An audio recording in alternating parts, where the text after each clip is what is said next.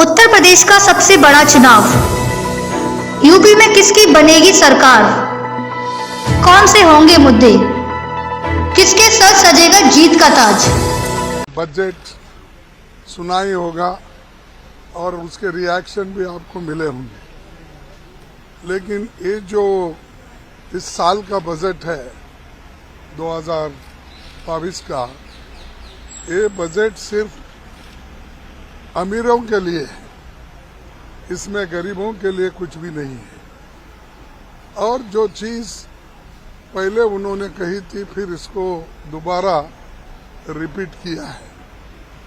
खास करके मैं आपको बताऊंगा कि गरीबों के जो कार्यक्रम पहले थे हाउसिंग का, उन्होंने ये कहा था कि 4 करोड़ मकान हम 2022 तक बनाएंगे।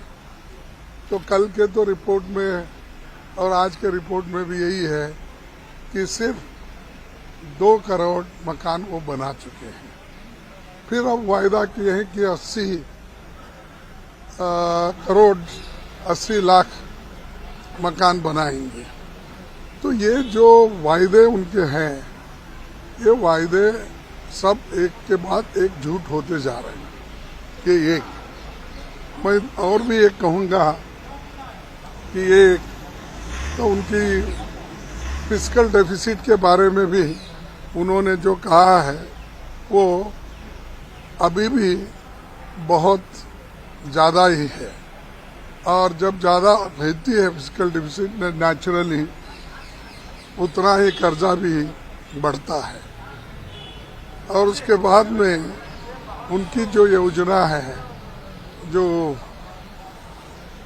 डीनेशनलाइज करने की, डिसइन्वेस्टमेंट करने की, वो योजनाओं में भी जो फायदेमंद है LIC जैसे, जो ऐसे संस्थाओं को भी अगर वो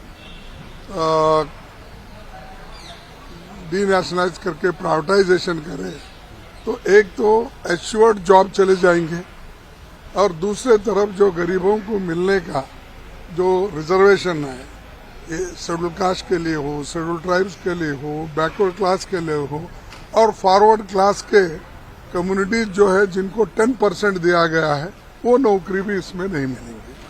तो ये भी जो उन्होंने कहा है कि आहिस्ता आहिस्ता ये डिसइन्वेस्टमेंट करने का, ये भी गलत है।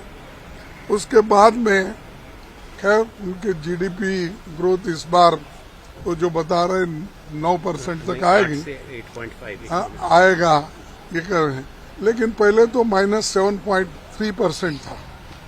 तो वो सब अगर देखा जाए तो उसमें कोई ज़्यादा फर्क नहीं दिख रहा, और आगे बढ़ने की भी उसमें कोई चांसेस नहीं है।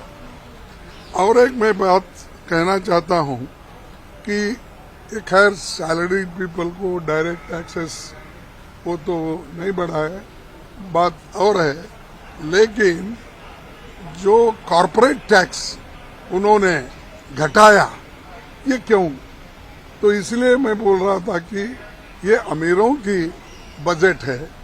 और उन्होंने एक भी कोट किया, मैं सुन रहा था कि महाभारत का कोई एक कोट उन्होंने सुनाया था कि मैं समझता हूँ ये महाभारत में द्रोणाचार्य और अर्जुन की बजट है, एकलव्य की नहीं है। तो मैं यही कहूँगा कि गरीब की बजट ये नहीं है, और इस वजह से किसी को फायदा होने वाला नहीं है। जो पिछले की चीजें थे उसको रिपीट कर रहे हैं।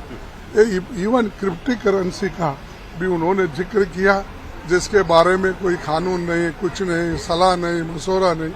ऐसे बहुत से चीजें उन्होंने की, वक्त आने पर वो बताएंगे।